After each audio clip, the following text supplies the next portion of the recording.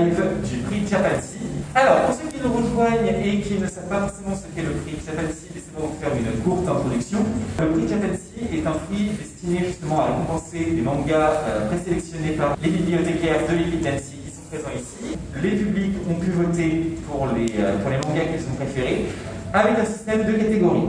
Pour commencer, on va faire un petit historique du prix Japansi. Donc, le prix Japansi, à l'origine, c'était le prix Mangasan organisé par la médiathèque de la Turbine et le collège Borgard à Crongeblier. Donc l'idée, c'était, comme l'a dit Raphaël, de présenter des séries manga aux adolescents. Donc 12 séries qui sont réparties en 3 catégories, donc des catégories classiques. C'était shoujo, shonen et seinen.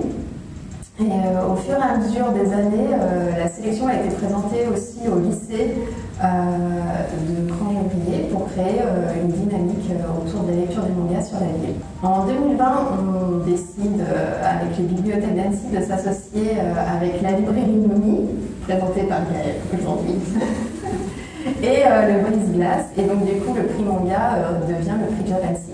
Et donc en 2021, tous ensemble, on décide de supprimer ces catégories historiques shoujo, shonen et seinen et créer 3 nouvelles catégories. Moi et les autres, l'âge de raison et vers l'infini et au-delà. On s'est rendu compte au fil des années, je pense que Gaëlle pourra confirmer vu qu'elle est au cœur de la production et de l'édition du manga, qu'aujourd'hui les genres historiques shonen, shoujo, seinen ont tendance à peu s'estomper au profit d'œuvres qui jouent sur plusieurs tableaux et plutôt que de faire qui aujourd'hui en fait les classements par genre sont peut-être peu les plus pertinents qui soient. C'est pour ça qu'on est plutôt parti sur des sélections plus thématiques. C'est exactement ça. En fait, les shoujo, shonen, seinen visent des publics, ne visent pas non plus des genres littéraires, et ces thématiques permettent de rejoindre davantage les genres littéraires. Puisque dans tous les cas, aujourd'hui, on voit que les frontières se brisent et en plus, culturellement, ça reste assez difficile de délimiter ces catégories publiques. On voit souvent des œuvres japonaises qui sont classées en shoujo, seinen, shonen, qui chez nous gagnent différentes classifications, puisque du coup, on n'a pas tout à fait le même public ni la même culture. On va pouvoir attaquer sur le vif du sujet, les sélections. Du coup, comme on vous l'a dit, on part sur 3 catégories. La première catégorie, donc, c'est moi et les autres. Moi et les autres, si Raphaël, tu veux en faire une petite présentation de pourquoi on l'a appelé comme ça. Oui, tout à fait. Alors, moi et les autres, en fait, c'est une sélection dont les mangas, c'est une sélection de manga, en fait, qui a pour cœur central justement les relations entre le personnage principal, le protagoniste, et les autres personnages qui vont évoluer et se construire autour de lui. C'est des mangas qui sont très centrés justement sur les relations sociales entre le protagoniste et justement les personnes qui vont évoluer autour de lui. C'est pas forcément des mangas d'action, c'est pas forcément des mangas de... On peut pas forcément non plus parler de mangas de romance. C'est vraiment les relations entre le moi, le protagoniste, et les autres, qui sont justement les gens qui vont graviter autour de lui durant l'œuvre. Du coup, pour le premier titre, donc, nous avons sélectionné ensemble Shigatsu-sama Never See You Again. Ce manga est en 2 tomes et moi il m'a beaucoup plu dans la construction, c'est-à-dire qu'on a 2 tomes et on a 2 histoires. Finalement, on sait qu'on va aller à la fin tragique et on ne va pas pouvoir y échapper, mais du coup on va y aller par 2 chemins différents. Et ça, c'est super intéressant. Malheureusement, on est sur un drame. Par contre, ça arrive aussi à sortir des sentiers battus vis-à-vis de Je veux manger ton pancréas et tous ces titres-là qu'on a eu à foison l'année dernière. Ensuite, donc, nous avons sélectionné dans cette catégorie Golden Ship, petit manga en 3 tomes.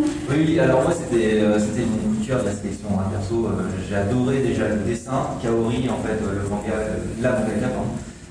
Qui a dessiné en fait, qui a réalisé le scénario et le dessin en fait, a vraiment produit une œuvre qui est pleine de force au niveau du dessin. On voit bien les émotions fortes qui transparaissent.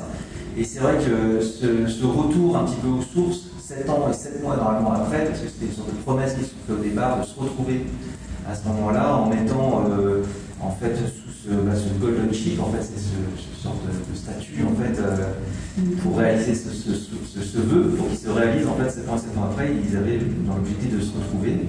Et ils se retrouvent, malgré tout, différemment, avec des histoires passées qui sont assez hard pour certaines.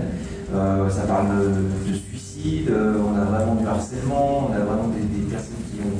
Voilà, on est dans des thématiques très fortes liées à l'adolescence, et ça m'a beaucoup plu, en plus desservi avec un dessin qui est sublime. C'est une auteure qui a commencé très tôt en plus à écrire, à 16 ans. Donc elle a été déjà en fait adolescente, mangaka, donc je pense que ça a nourri aussi son œuvre et son approche en fait. Complètement, on sent vraiment ces questions en plus qui sont abordées avec beaucoup de complexité, mais aussi beaucoup de justesse. Donc ça, c'est ce qui fait le cœur en général de toutes ces œuvres.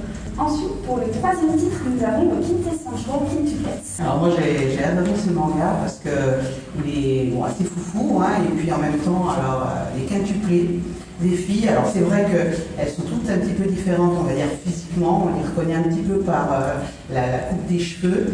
Aussi, elles ont des caractères différents, mais quand on lit le manga, des fois on oublie et on a l'impression que voilà, c'est toujours les mêmes, ou alors c'est compensé, c'est pas elles, donc vraiment un cafouillage. Donc on imagine bien ce pauvre étudiant aux prises avec ces jeunes filles qui, en plus de ça, bon, même si elles ont des caractères différents, un plus fort, un plus timide, etc., elles ont tout un caractère commun, c'est qu'elles sont cancres. Elles n'ont absolument pas envie de bosser. Et donc, comme ça se fait beaucoup justement dans les pays asiatiques, ce pauvre percepteur, ce jeune homme, doit essayer par tous les moyens de trouver des petites astuces à chaque fois pour pouvoir les faire travailler. Et c'est vrai que c'est assez costaud, mais il y a beaucoup d'humour, beaucoup de tendresse aussi, et on va dire que cet étudiant aussi a le choix de ces jeunes filles. Voilà.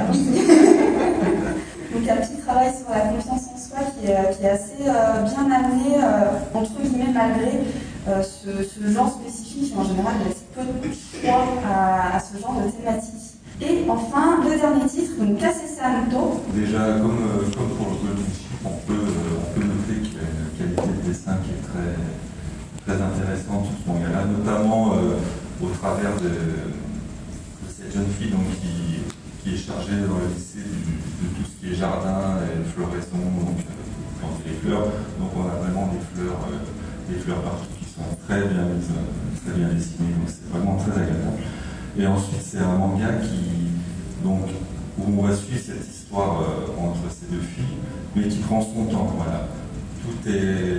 Chaque étape est décrite tranquillement. On prend le temps de suivre ces deux personnages et leur relation, sans des fois, comme c'est le travers de certains mangas, aller trop vite d'une étape à l'autre et puis sauter de ne pas représenter toutes les scènes qui peuvent être intéressantes. Et puis voilà, c'est un manga qui est agréable quand on le lit, tout est assez paisible et voilà, tout est positif. C'est très agréable. Voilà, très feel good et plein de fraîcheur. C'est vraiment chouette. En plus, c'est 5 tomes la première série, il y a une deuxième série en cours, donc quand on en veut, il y en a. Donc c'est très bien. Et du coup, voilà qui conclut la présentation des titres de la première catégorie, donc moi et les autres, comme l'a dit Raphaël, du coup centré plutôt sur les sentiments. Et on va parler maintenant de la catégorie vers l'infini et l'au-delà. La catégorie vers l'infini et l'au-delà, c'est vraiment la catégorie dans laquelle on va placer justement les mangas qui vont nous faire sortir un peu du quotidien, c'est-à-dire vraiment univers fantastique, univers vraiment à part pour ceux qui ont bien envie de voyager avec des mangas d'aventure, des mangas on va dire un peu plus branche action, mais pas seulement, on va le voir dans la sélection justement. C'est vraiment justement la sélection dans laquelle on va ranger tout ce qui touche à la fantaisie, à la science-fiction, tout ce qui touche en fait à ce qu'on peut rapprocher de la littérature de l'imaginaire dans la catégorie des romans, par exemple. On commence le voyage avec Aria, du Masterpiece. Alors oui, effectivement, donc Aria, c'est pas le nom du personnage qu'on pourrait penser, mais c'est plutôt la congrégation des ondines. Alors les ondines, ce sont donc des batelières, mais comme là on est dans cette cette Venise un peu du futur, ce sont plutôt voilà, les gondolières. Donc ce qui est, bon, ça nous fait voyager parce que c'est vrai que ça se passe sur Mars et on a refait une ville un peu à l'identique de Venise, mais ce qui est vraiment extraordinaire, c'est tout le décor, le dessin et l'architecture que l'auteur a vraiment très soigné.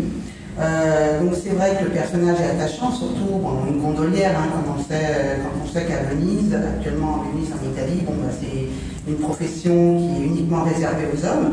Donc là vraiment on a basculé totalement à l'opposé. Et en plus de ça, donc, il y a tout le côté, on va dire, pratique, sensoriel, ce côté féminin qui sert justement pour guider ces gondoles. Mais en même temps, on apprécie aussi tout cet univers d'eau, de palace. Vraiment, au niveau d'architecture, on sent que l'auteur a fait un long séjour dans Venise, là, en Italie. Voilà. Puis on retrouve en plus toutes ces thématiques aussi autour de l'eau qui sont magnifiques.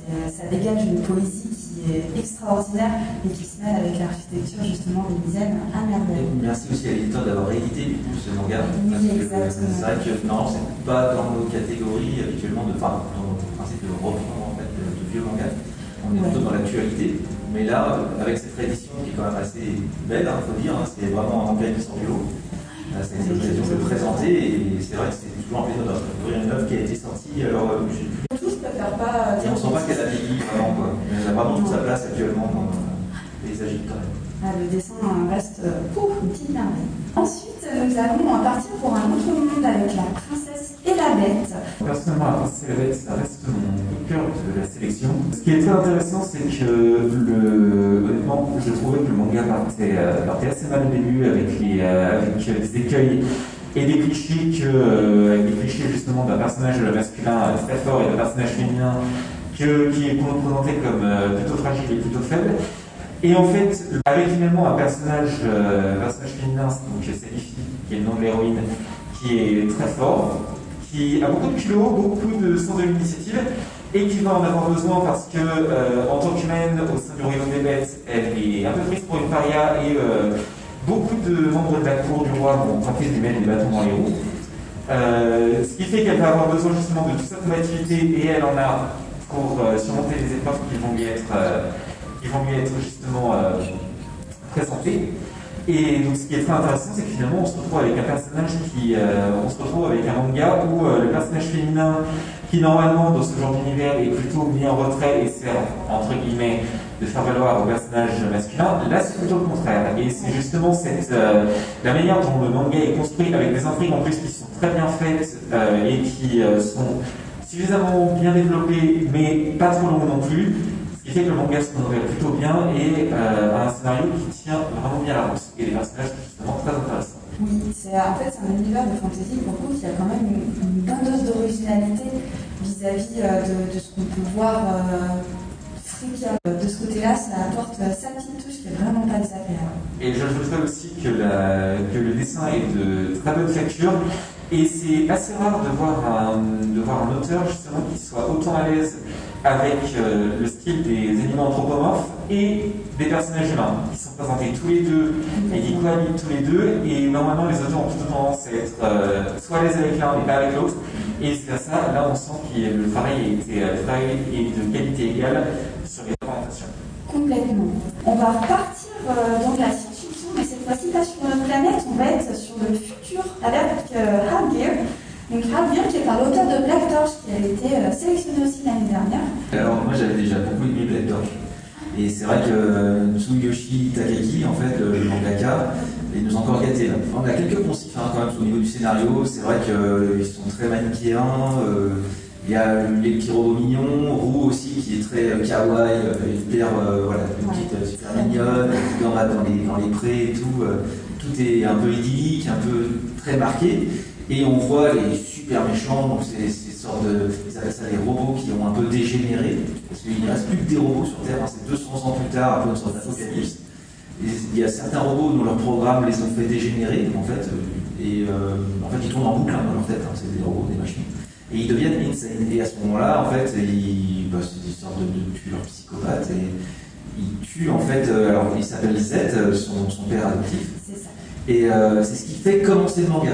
Donc c'est là qu'on part vraiment sur une aventure qui devient épique, où la petite roue, accompagnée de ce nouveau partenaire, en fait, qui finalement se révèle en fait être très différent, va traverser cette nouvelle terre, entre guillemets, pour aller découvrir une solution pour sauver Z.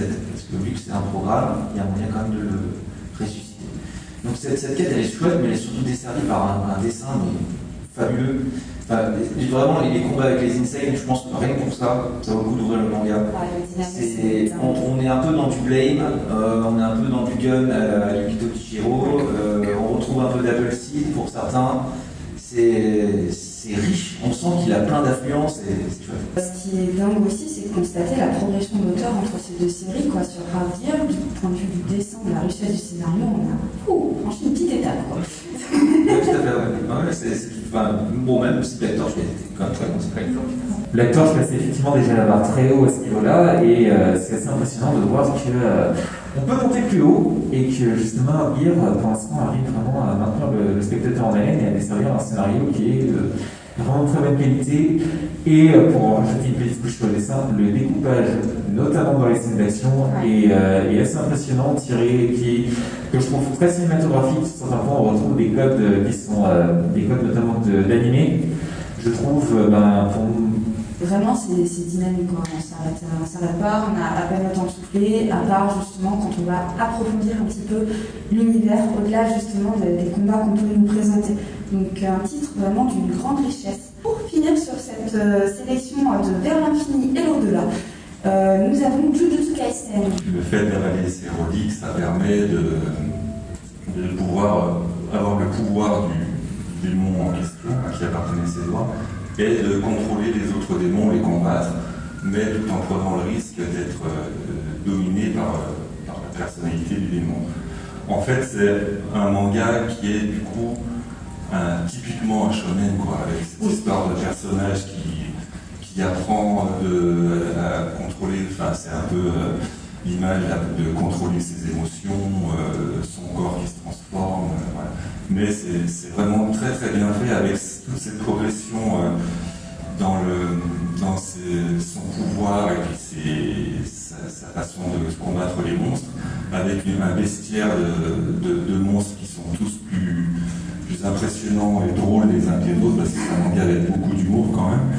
Et puis en même temps, il y a toute la partie où il apprend à contrôler ses pouvoirs, à travailler avec d'autres étudiants, exorcistes, avec son formateur. Et du coup, c'est vraiment prenant du début à la fin. Chaque page donne envie de découvrir la suite, de tourner et puis d'arriver à la fin. On est typiquement sur quelque chose qui est classique, mais très efficace. Autant la thématique de l'exorcisme, c'est vu, revu et revu dans le manga. Autant c'est vrai que avec Jujutsu Kaisen, on arrive encore à prouver que si le scénario est bon et les personnages sont bons, on arrive vraiment à faire quelque chose d'additif et qui arrive à se renouveler vis-à-vis du genre. Voilà qui conclut notre catégorie Vers l'infini et l'au-delà, donc de l'âge de raison que je laisse du coup à nouveau Raphaël nous présenter. Alors, l'âge de raison, c'est la catégorie qui se focalise, non pas contrairement à la catégorie moi et les autres, sur les relations du protagoniste avec d'autres personnages. L'âge de raison, c'est vraiment un focus sur l'évolution du protagoniste. L'évolution, pas forcément justement de ses relations avec les autres, mais aussi, surtout, son développement personnel, on peut dire presque. C'est des mangas qui ont tendance à être justement montrer l'évolution du personnage dans une société, qu'elle soit réelle, qui a des événements, et montrer comment est-ce qu'un personnage peut évoluer face aux difficultés auxquelles il est parfois confronté. Voilà, exactement. Donc ça permet aussi de rappeler que les mangas, du coup, ce ne sont pas que des bandes dessinées pour les adolescents, mais aussi qu'il y a vraiment des titres à destination des plus grands qui pourront plaire autant par des choses qui sont plus dynamiques que des choses qui sont plus calmes. Du coup, pour commencer sur cette sélection Tokyo Revengers, on va commencer par la petite dose de dynamisme. Pour ce manga, quand on lit un peu le résumé qu'on entame la lecture, on se dit, encore une histoire de retour dans le passé. Ces dernières années, c'est vraiment la grande mode dans le manga. On l'a vu d'ailleurs avec Sailor Moon See You Again. Mais pour le coup, c'est un élément du scénario qui est vraiment très bien intégré à l'histoire, et c'est vraiment un moteur avec cette notion d'aller-retour où chaque fois ils vont essayer de modifier une petite partie du passé pour influer sur leur présent. Et donc, qui a raté, quoi, on peut le dire, au début du manga, qui va trouver une occasion un peu de se racheter, de donner un sens à sa vie en sauvant cette jeune fille. Et pour ça, il va plonger au cœur des gangs de jeunes à Tokyo. Dans son passé. Voilà, pour essayer de gravir les échelons dans ce gang et éviter la fusillade fatale à la jeune fille plus tard. Et on est déjà dans un manga qui est servi par un dessin qui est magnifique, ouais. Encore une fois pour celui-là. Et puis une description de quotidien de ces jeunes personnages, de ces jeunes délinquants qui est vraiment très très bien rendu, en prenant vraiment le temps de raconter l'histoire et de décrire chaque étape de sa progression dans cette hiérarchie.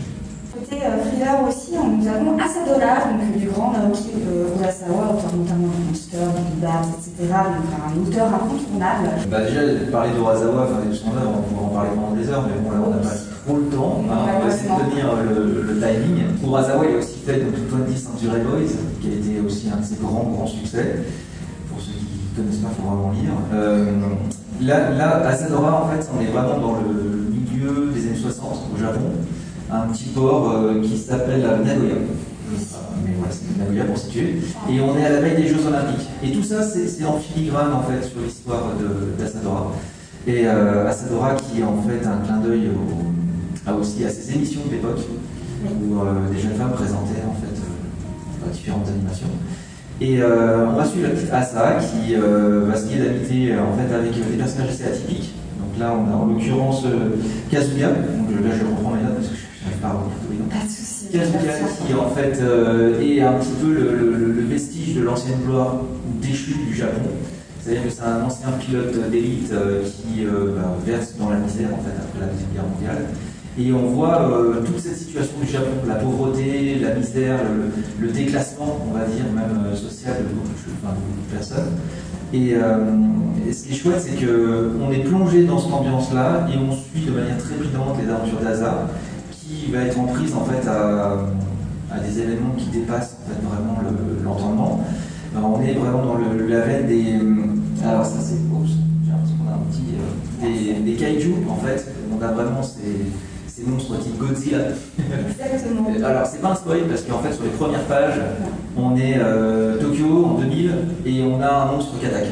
C'est une des premières images du manga et paf après pouf, qui grandit en fait tout le long aussi. Là on est sur le 4e tome je crois. Oui. Et elle est déjà jeune adulte. C'est ça. Elle a 100 ans et là elle arrive jeune adulte et c'est chouette. Bah, c'est ça, on suit tout son parcours. Donc, de toute façon, ce qui fait la richesse aussi d'Urasawa, c'est la richesse de ses personnages. Oui, c'est ça. Donc, c'est très agréable de la suivre. Chaque petit détail a son importance capitale presque. C'est super. En fait, c'est presque une enquête qu'on mène nous sur le manga quand on le lit. Faut pas louper le petit détail qui va faire. C'est le genre de manga à relire en fait. La Voix du Tablier, du coup, qui est un manga 100% humoristique et épisodique, où on a une action ancien Yakuza et puis grand chef, pas le petit Yakuza des rues, qui est costaud, qui par amour, du coup, va se reconvertir et devenir homme au foyer. Donc, quiproquo à souhait. Et beaucoup de rire. Ok, la partie de Tokyo Revengers, d'ailleurs, ce qu'on appelle le Furio, des mangas qui sont justement en concentre la délinquance japonaise et plus particulièrement les milieux mafieux, Tokyo Revengers ou plus anciennement Inspecteur Kurokochi aussi. Là, la Voix du Tablier retourne complètement ses codes en mettant un personnage justement qui appartenait au milieu mafieux qui était réputé pour être extrêmement cruel, extrêmement dangereux et être absolument impitoyable. Devenir un homme fouillé et donc se retrouver à faire des activités quotidiennes comme faire ses courses, faire les soldes, cuisiner pour sa compagne. Ce qui fait que ces situations qui paraissent très banales et finalement s'ennuyeuses avec un personnage standard donnent lieu à des quiproquos et à des scènes absolument hilarantes parce que le personnage principal n'est pas normal, justement. C'est un yakuza reconverti, et on se retrouve avec des scènes, extrêmement drôles, moi qui me rappellent beaucoup les séries de jeux vidéo Yakuza de Sega, qui reprend quand même quelques genres du Furio. Et c'est vrai que à chaque manga, on est pieds de rire parce que les réactions du personnage sont tellement imprévisibles qu'on se demande à chaque fois ce qui va se passer. Bah oui. Vraiment des belles surprises aussi. Donc le dernier titre, Les Temps Retrouvés, publié chez Kiun. Donc deux particularités des Temps Retrouvés. Il s'agit d'un manga qui a été publié en France par Kiun, qui allait chercher l'auteur. La deuxième, c'est que c'est un manga du coup qui est publié dans Sens Français. On retrouve deux seniors qui participent à des activités à la maison de retraite. Leur particularité, c'est que malheureusement, ils sont respectivement veufs et veuves, mais ils vont avoir le coup de foudre. On se prend au jeu de l'histoire d'amour, on se dit qu'on va trouver une histoire d'amour et on est content. Et on se rend vite compte que du coup, les histoires d'amour entre deux personnes âgées au Japon, c'est pas du tout comme chez nous en Europe. Et on se dit que quand même l'amour va vaincre malgré tout, malgré les pressions sociales et familiales. On les sait très fort. On les sait très fort. C'est vrai que ça permet aussi de découvrir un peu la société japonaise, et notamment la construction de la famille et des traditions qui sont très très fortes et qui auront justement, par exemple dans ce cas-là, empêché quelque part ou gêné leur relation amoureuse. Complètement. En fait, au Japon, pour situer un petit peu, on est encore à cette période où les seniors vont vivre chez leurs enfants. Nous, ça se fait plus trop, mais en tout cas, là-bas, ça se fait encore beaucoup. Donc, les enfants, entre guillemets, attirent sur les relations que vivent leurs parents. Du coup, voilà qui conclut la dernière catégorie, l'âge de raison. Et on va du coup pouvoir passer à la présentation des gagnants tant attendus. Oui, c'est pour ça qu'on est là. On commence du coup par la catégorie moi et les autres. On va les prendre dans l'ordre dans lequel on nous a présenté. Elle était donc nommée dans cette catégorie Seven Summer, Never See You Again, Golden Ship, The Quintessential Quintuplet et Kaze-san. Et le gagnant est Golden Ship. Ah, voilà. Bravo. Tout à fait mérité, effectivement, qui nous a tous beaucoup ému. Puis même la fin, le tome 3 n'était pas encore sorti lors de la sélection, mais la fin était aussi très très touchante. Même si, voilà, Aurélie, on aimait un petit peu plus. J'aurais voulu le suivre, oui, effectivement. J'aurais voulu le suivre. Alors, dans la catégorie Vers l'infini et au-delà, étaient nommés Aria the Masterpiece, La Princesse et la Bête, Earthgear et Jujutsu Kaisen. Surprise, je peux vous dire, à l'unanimité. Sans contestation. Bah, je spoil pas. Ah, vas-y, alors. Bah, le gagnant, c'est Jujutsu Kaisen. C'est ça. Voilà. Et en fait, c'est un anime super pour Artemis, totalement, je crois. Totalement, oui. L'unanimité, c'est implacable. Ça s'est ressenti en librairie. Asadora, la bonne tablier, elle est en retrouvée. Et la série plébiscitée est Tokyo Revenger. Là, avec Asadora, ça aurait pu vraiment beaucoup jouer. La voix du tablier aussi a connu un énorme succès. La voix du tablier, peut-être que l'anime sorti récemment a aussi joué en la faveur. Ça a été beaucoup plus discuté par contre dans cette catégorie-là. Oui, un peu plus que la catégorie. Très bon bien différent et ils ont tous eu beaucoup de succès. Pour la sélection 2022, il y a plein de belles choses qui se préparent. On croule sous les nouveautés. Vous pouvez voir chaque semaine. Nous, on a du mal à suivre le rythme, mais on s'accroche. Donc il y a plein de belles choses à venir. En plus, on a de plus en plus de diversité. On va aussi pouvoir, comme avec Aria, jouer un petit peu sur les rééditions parce qu'on en a masse. Vraiment, on va se retrouver avec plein de belles choses. En tout cas, on va essayer de vous en faire découvrir. Il faut savoir que sur la sélection, donc nous, on aide à faire la sélection sur les sorties qui viennent, puisque les titres sélectionnés sont récents et ne doivent pas avoir déjà participé à nos précédentes sélections. Donc autant vous dire qu'on fait un petit peu le ménage. Et après, du coup, toute l'équipe lit tous les mangas et Les mangas sont choisis après beaucoup de débats. Grand débat. On a hâte d'y être et puis on a hâte de vous proposer toutes les belles nouveautés aussi de fin d'année dernière. Et nous, on se retrouve quand, du coup? Nous, on se retrouve pour la sélection, pour la présentation de la prochaine sélection en janvier. Et nous, on va travailler un peu avant. Voilà, et peut-être qu'il y aura des news, du coup, on va voir si on peut alimenter peut-être l'Insta. Peut-être. Voilà. On verra. Il y a plein de surprises aussi à venir sur l'organisation. On va essayer de développer ça. En tout cas, merci de votre accueil ici. Merci d'avoir avec nous aujourd'hui. Merci. Merci à vous. Puis merci à tous ceux qui